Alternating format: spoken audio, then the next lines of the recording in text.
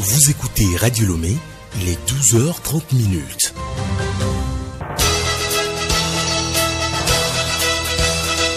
Le journal Hélène Assabi.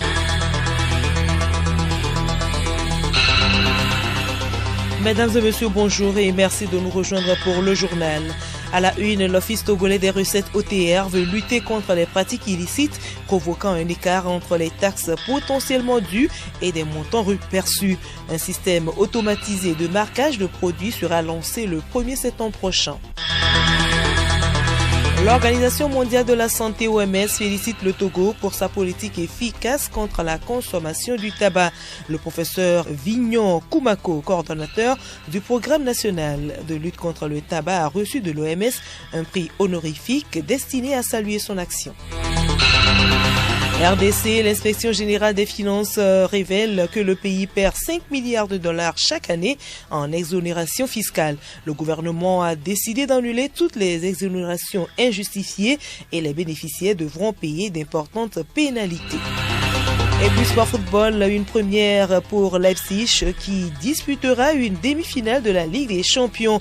C'est suite à sa victoire hier sur Atlético de Madrid de 1 en quart de finale.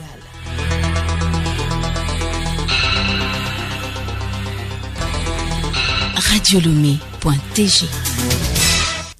Mesdames et messieurs, une fois encore, bonjour. Le 1er septembre prochain, l'Office togolais des recettes OTR va lancer le système automatisé de marquage des produits. L'OTR échange à cet effet ce vendredi avec l'Association des consommateurs togolais ATC. Hier déjà, le comité de suivi et d'implantation du contrat SICPCA était face à la presse. Bénédicte Kanda. Cette rencontre vise à expliquer cette initiative qui va réduire des pratiques illicites, pratiques qui provoquent un écart entre les taxes potentiellement dues et les montants reçus réellement à travers une solution éprouvée et reconnue au niveau international. Et son Havana Adoyi, commissaire aux impôts de l'OTR. Depuis 2018, le gouvernement a procédé au lancement du système automatisé de marquage. C'est un système qui a été conclu entre le gouvernement et la société SICPA, c'est une société suisse. À partir de ce moment, il est attendu que le 1er septembre, si les choses se passent très bien, ce système sera en vigueur, ce qui obligerait toutes les entreprises de faire marquer ces produits avant de les mettre sur le territoire national. Ceci est un gage d'amélioration des recettes fiscales. Pour la production locale, c'est sur les chaînes de production que le système sera implémenté. Comment faire connaître ce nouveau système qui entre en vigueur le 1er septembre prochain? Retrouvons Esson Havana Adoyi. Nous allons faire de la sensibilisation. Une tournée nationale sera faite pour expliquer davantage la population, en ce sens que ce serait l'occasion aussi de leur montrer les différents types de marquages qui seront faits, les vignettes qui seront utilisées, aussi bien pour les eaux, pour les boissons gazeuses et les boissons alcoolisées. Le contrat SICPA vise à assurer la protection de la valeur et l'intégrité des droits mondiaux de propriété industrielle et intellectuelle, ainsi que l'augmentation des recettes fiscales par une combinaison de la technologie des encres de sécurité et de la technologie de suivi sécurisé et de traçabilité. Et je le disais donc, c'est le comité de suivi et d'implémentation du contrat SICPA qui était face à la presse hier. Bonne nouvelle pour les âgés de la rue reliant le village SOS Village d'enfants au collège Chaminade de Kara dans la commune Kosa 1. Le ministre de la ville, de l'urbanisme, de l'habitat et de la salubrité publique, Madame Ayeva Koko, a donné hier le premier coup de pioche, lançant ainsi les travaux prioritaires de Kara qui prennent en compte cette rue. Des précisions avec notre confrère de Radio Kara, Otun Napo. Financés à plus de 2 milliards de francs CFA par le groupe de la Banque mondiale, les travaux d'aménagement, d'assainissement et de bitumage de la rue reliant le village d'enfants SOS au collège Chaminade de Kara se situent dans le cadre de la réalisation du projet d'infrastructure et de développement urbain PIDU. L'itinéraire de cette rue et ses caractéristiques avec M. Thomas Essozmna Chassim, directeur des infrastructures urbaines. En matière d'infrastructures urbaines dans la ville de Kara, c'est une voirie de 3200 mètres linéaires qui relie le SOS Village d'enfants au collège Chaminade. La voie en entier sera drainée par des ouvrages d'assainissement pour permettre de drainer les eaux vers des exutoires. Il y aura de l'éclairage photovoltaïque de bout en bout sur les 3200 mètres. Le projet va clôturer aussi le lycée Kara 2. Ensuite, il y a le marché de Tomdé qui sera clôturé sur 448 mètres linéaires. Prévu pour durer 12 mois, les travaux de cette rue longue de 3,2 km seront exécutés par 2 groupements d'entreprises. Selon le ministre en charge de l'urbanisme et de l'habitat, Madame Ayeva Koko, les travaux seront subdivisés en 2 lots. Elle appelle les populations au strict respect des mesures de chantier. Le lot 1 va du collège Chaminade au CHR Tomdé et sera réalisé par le groupement d'entreprises NECBAPS BTP, EEBTP et EGK. Et le lot 2 qui va du CHR Tomdé au village d'enfants SOS sera réalisé par le groupement d'entreprises EEBTP-EGK. Ces travaux s'exécuteront sous l'œil averti et vigilant du groupement de bureaux de contrôle AG7 BTP et GIC. La réalisation des travaux de cette envergure requiert du savoir-faire et peut engendrer des contraintes, des difficultés et parfois des incidents. Je voudrais, à cet effet, inviter les vaillantes populations de la ville de Kara et particulièrement les riverains de la voie à un strict respect des mesures de sécurité requises pour les chantiers et surtout à un respect plus accru des mesures barrières de lutte contre la Covid-19 telles que dictées par le gouvernement. À l'endroit des entreprises et du bureau, chacun en ce qui le concerne, j'en appelle au sens de la responsabilité pour un travail bien fait dans le respect du cahier des charges. La réalisation du projet d'infrastructure et de développement urbain PIDU permettra de rénover, réhabiliter et améliorer les infrastructures dans les quartiers mal desservis de 3 villes du Togo, à savoir Lomé, Kara et Dapaon. Le projet permettra également de consolider les capacités institutionnelles de 7 municipalités, notamment Atakpamé, Dapaon, Lomé, Kara, Balimé, Sokodé et Tchévié. Politique anti-tabac au Togo, l'Organisation mondiale de la santé OMS félicite le pays pour sa politique efficace contre la consommation du tabac.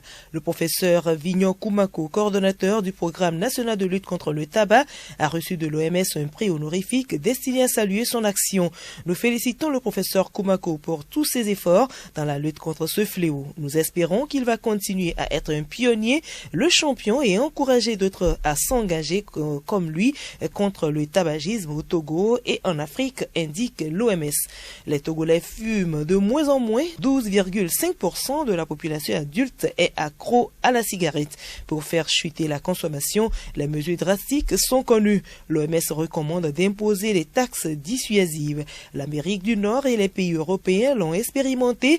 Les résultats sont quasi immédiats et positifs.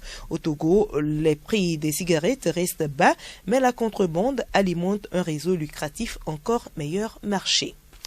Pano Group, en partenariat avec l'Agence nationale pour l'emploi NPE, lance un projet de recrutement en faveur des jeunes.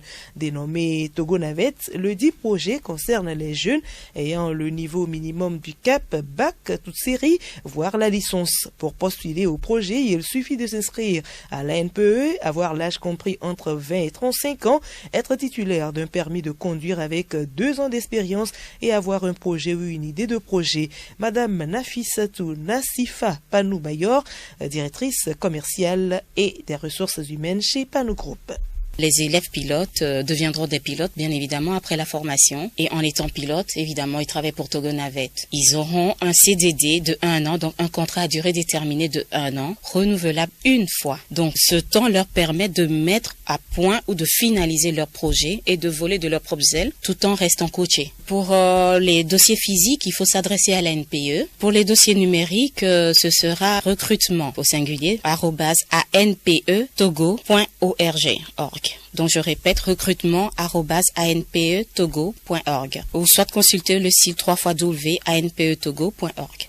En page magazine, première radio nationale à s'implanter dans le pays depuis août 1953, la station du plaisir, comme on l'appelle, s'est imposée sur le plan national, voire international, grâce à son site web www.radiolomé.tg. C'est ce que nous dit Léontine Togima dans ce magazine que nous vous proposons ce vendredi dans le cadre du son 7e anniversaire de cette radio mère.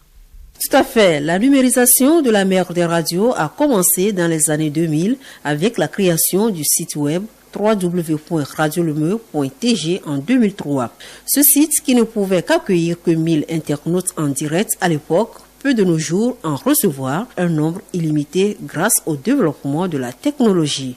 Victor Kelenga, chef division éthique à Radio Lomé. Au début de cette création de ce site web, c'était juste pour faire écouter la radio hors des frontières du Togo. Parce qu'on avait des difficultés de nos émetteurs en ondes courtes. Et il y avait des difficultés pour pouvoir faire écouter Radio Lomé hors des frontières du Togo. Aussitôt le site mis en place, ça a permis de nous faire écouter dans le monde entier. Comme on dit, l'appétit vient en mangeant. Ce site qui était que l'écoute web est devenu un site d'information. À l'heure actuelle, quand vous allez sur le site, les www.radiolomé.tg, c'est comme tout un panel, une vitrine du Togo. Quand vous allez sur le site, vous avez les articles à la une, d'autres articles qui sont logés dans les rubriques. Il suffit de cliquer avec les photos à l'appui, puisque la division a à son sein une équipe de reporters qui vont sur les lieux de reportage. Le site www.radiolomé.tg, c'est Radio Lomé en intégralité dans le monde entier grâce à un code et selon la région. Nous retrouvons Victor Kelenga. Quand vous êtes aux États-Unis, il suffit de composer le 712 432 44 55. C'est un numéro vert dédié à Radio Lomé. Sur tous les territoires américains, j'ai l'occasion de saluer nos partenaires qui sont aux États-Unis, qui nous ont aidés, qui nous ont donné vraiment une bande passante conséquente. Maintenant, en Europe, nous avons aussi un numéro vert. Là, vous avez ce numéro vert, le 180 144 355, pour écouter Radio Lomé en direct. Écouter Radio Lomé, c'est avoir tout le Togo dans votre poche, où que vous soyez, et surtout avec plaisir. Radio Lomé partout dans le monde. Sur son site web www.radiolomé.tg.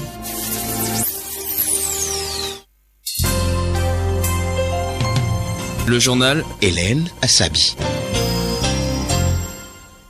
Hors du Togo en Côte d'Ivoire, des manifestations ont éclaté à Abidjan et à l'intérieur du pays suite à la candidature du président Alassane Ouattara à l'élection d'octobre. Le parti d'opposition PDCI parle même de près de 90 blessés pour la seule ville de Daokro.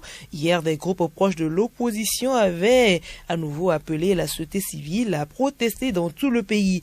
Mais le gouvernement a dans la foulée interdit toute manifestation non autorisée. Résultat, la journée d'aujourd'hui est encore émaillée d'incidents après ceux de mercredi et jeudi qui ont fait 4 morts. Au Niger, les corps des 6 Français tués dimanche dernier à Kouré partent ce vendredi pour la France. Une cérémonie d'hommage est prévue à Paris, à l'aéroport d'Orly, même en présence des familles et du Premier ministre français Jean Castex. Au Niger, l'enterrement d'Abdou Kadri, le guide qui accompagnait les humanitaires de l'ONG Actet, se tient également ce vendredi. Et puis la RDC perd 5 milliards de dollars chaque année en exonération fiscale. Ces exonérations fiscales, héritées de l'ancien régime de Joseph Kabila, privent l'État des moyens selon l'Inspection générale des finances. Odette Pira. Sur demande du président Félix Tshisekedi, l'inspection générale des finances IGF a été chargée de passer en revue les exonérations fiscales. Et pour l'inspecteur général des finances, certaines permettent aujourd'hui d'importants détournements. Désormais, toutes les exonérations injustifiées seront non seulement annulées par le gouvernement, affirme l'IGF, mais les bénéficiaires indus devront payer d'importantes pénalités. L'autre cible de l'IGF, c'est le système de compensation mis en place par l'État congolais et les entreprises auxquelles il doit de l'argent. C'est le cas pour la TVA qui devrait être remboursée, mais le gouvernement est accusé d'être un mauvais payeur. Aujourd'hui, l'État a déjà autorisé plus de 1 milliard de dollars de compensation et cela réduit ses recettes. Les bénéficiaires de ces exonérations ou compensations sont souvent parmi les plus riches personnalités et entreprises du pays qui, toujours selon l'IGF, font aujourd'hui pression pour stopper les enquêtes. Mais Jules Angelette promet d'aller jusqu'au bout pour permettre à l'État d'accroître ses recettes. Les prochains jours pourraient donc être plus animés. L'IGF affirme que ses services vont mener des enquêtes notamment à la Banque centrale et au ministère de la Santé sur la gestion des fonds alloués à la riposte contre le Covid-19. Résultat, des faits de mauvaise gestion ont été détectés. Les dossiers ont été envoyés à la justice selon les mêmes responsables pour des poursuites. Le premier anniversaire du roi du coupé décalé Didier Arafat, la sortie du 7e album de l'artiste togolaise du gospel Laurence Mocho et les films Vous de Elisabeth Lemou et Silence brisé de Jean Aronto représenteront le Togo au festival Clap Ivoire 2020. Voilà l'essentiel de l'agenda culturel et c'est avec Geneviève Pognon. Ils sont désormais connus, les deux films qui vont représenter le Togo au Festival Clap Ivoire 2020 en Côte d'Ivoire. Il s'agit des films Vous de Elisabeth Lemou et Silence brisé de Jean Aronto. Le Festival international cinématographique Clap Ivoire 2020 se tient en septembre prochain. Au tout sujet, l'artiste togolaise de la chanson gospel Laurence Mocho accouche un 7e bébé sonore. Il s'agit de l'album titré Wenyemaou, Tu es Dieu. Cet opus vient s'ajouter aux 6 déjà à son actif. Le nouvel album de Laurence Mocho compte 7 chansons et est dédié à la louange et à l'adoration de Dieu. À part Wenyemaou, l'on savoure également les chansons comme Viens à Jésus, Gagble Mineo. Nous voici, Vaille Souban, Maounion et titré Tu l'as fait. Un album autofinancé et enregistré au studio Pro Music Record à Lomé. Espoir, amour, générosité sont entre autres les messages véhiculés par cet album.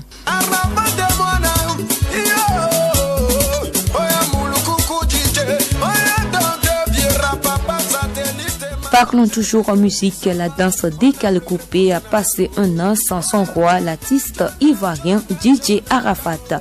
Orphelin de sa figure de pro le 12 août 2019, dans un accident de moto à Abidjan, le coupé décalé doit inventer l'après DJ Arafat.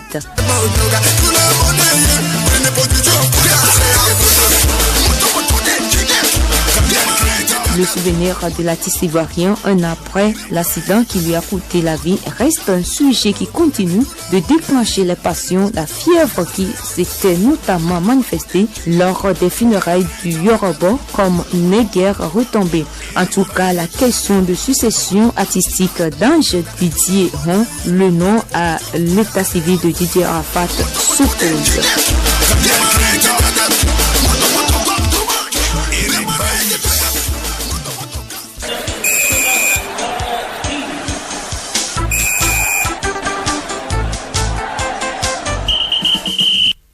Sport football, Ligue européenne des champions, Leipzig élimine l'Atlético de Madrid et rejoint le PSG en demi-finale. Le club allemand, grâce à une victoire de 1 sur son adversaire, jouera pour la première fois de son histoire une demi-finale de la plus prestigieuse des compétitions européennes. Henri Ochocho. Opposé à l'Atlético de Madrid hier, le club allemand est parvenu à se débarrasser des Colchoneros, 2 buts contre 1 grâce à des buts d'Olmo à la 55e et Adams à la 88e minute contre un but de Joao Félix sur le penalty. Une demi-finale totalement inédite attend donc les champions de France mardi soir face au 3e du dernier championnat de la Bundesliga. Et le club parisien fera sans son gardien titulaire. Blessé contre Atalanta mercredi en quart de finale, Keylor Navas est annoncé forfait pour les demi-finales. Les examens cliniques et l'IRM ont confirmé une lésion du biceps fémoral. Le 13e quart se joue ce vendredi avec un fumant Barça Bayern Munich, une affiche entre deux habitués de cette compétition, annoncé comme l'un des grands favoris du Final 8 de la Ligue des Champions. Le Bayern devra toutefois écarter le FC Barcelone de Lionel Messi pour accéder au carré d'as. Le champion de la Bundesliga solide et talentueux part largement favori face à cette formation catalane qui peut toutefois compter sur Lionel Messi. Dossier transfert, le Brésilien Willian évoluera la prochaine saison à Arsenal. L'arrivée du milieu brésilien a été officialisée ce vendredi par Arsenal, avec qui l'ancien de Chelsea s'est engagé pour les 3 prochaines saisons. À 32 ans, Willian est arrivé libre et devrait toucher un revenu mensuel confortable de 36 millions d'euros. Mesut Ozil ne compte pas bouger d'Arsenal. Considéré comme indésirable à Arsenal, l'Allemand a été récemment annoncé sur le départ avec une possible rupture à l'amiable de son contrat qui court jusqu'en juin 2021. Mais de son côté, l'international allemand ne pense pas quitter le club londonien. Ma position est claire, je serai ici jusqu'au dernier jour de notre accord. C'est moi qui déciderai quand je partirai et personne d'autre, a déclaré Mesut Ozil.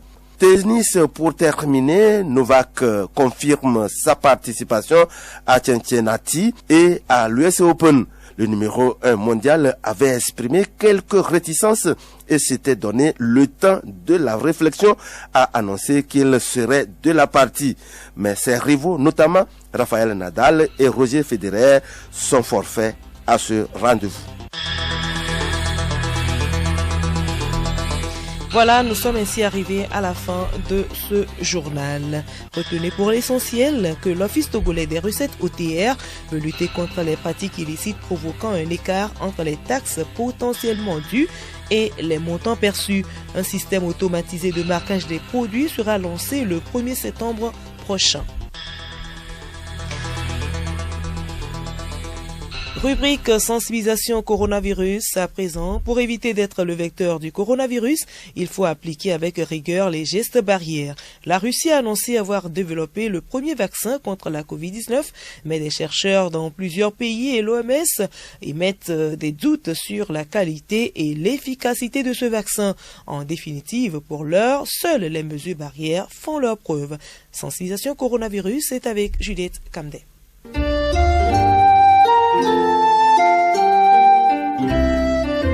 Le monde déconfine progressivement pour relancer l'économie. Pour autant, le virus corona n'est pas stoppé. Nous allons devoir apprendre à vivre avec ce virus, d'autant plus que le monde ne peut s'arrêter et il est difficile de prédire à quand exactement la fin de la pandémie. Professeur colonel Djibril du Comité national de riposte. Vivre avec le virus, est-ce que c'est une nouvelle approche? Dans cette maladie, c'est une évolution dynamique, nous allons nous adapter en fonction de l'évolution. Il y a eu beaucoup de cas d'épidémies ou de pandémies qui sont passés avec les virus ou d'autres germes. Et dès que ça devient chronique, comme le paludisme, nous apprenons à vivre avec ça. Et actuellement, les seuls remèdes que nous avons, c'est les mesures barrières. Or, nous ne pouvons pas nous confiner indéfiniment. Donc, c'est les mesures barrières jusqu'à ce que ce virus disparaisse parce que il y a eu le cas de SARS qui a fait la même chose mais qui a disparu. Ou bien jusqu'à ce qu'on trouve un vaccin. Ou bien jusqu'à ce qu'on trouve un traitement. C'est pour cela qu'il faut qu'on vive avec le virus, c'est-à-dire qu'on peut vivre avec actuellement tout en respectant les mesures barrières jusqu'à ce qu'on trouve une solution comme cela a été pour les autres maladies. Au Togo, il y a eu des théories de pic de cas. Qu'en est-il? La théorie du pic est une théorie théorique. Parce que c'est quand les premiers cas sont là, il y a des cas contacts, qui ont des cas contacts, et qui vont se multiplier pour arriver, ce qui veut dire qu'il n'y a pas eu d'autres contaminations. Maintenant qu'il y a plusieurs contaminations interhumaines, en fait ça s'auto-entretient. Donc on doit avoir plusieurs pics. On peut se dire qu'on arrive à un pic qui est en train de descendre, dès qu'il y a une autre poche, un autre foyer, l'autre montée va recommencer pour atteindre encore la fin. C'est pour ça que dans nos stratégies, nous essayons d'étouffer les foyers. Quand il y a un certain seuil de cas dans un canton, on encercle le canton, on screen tout le canton, on extrait les cas positifs pour qu'on puisse. Donc la notion de pic est une notion théorique. Dans ce cas particulier, on doit avoir soit un plateau, soit plusieurs pics, parce qu'il y a une contamination interhumaine qui continue. Pour ce qui est des comités préfectoraux, ces comités préfectoraux ont eu les moyens et ces comités préfectoraux, tous les jours, nous envoient des rapports. Donc, ces comités préfectoraux participent à la fois à la gestion de sensibilisation, mais aussi à la fois à la gestion des cas, l'aspect curatif, parce que toute la préfecture est représentée à l'intérieur. N'ayons jamais assez d'observer les mesures barrières. Le coronavirus ne prévient pas.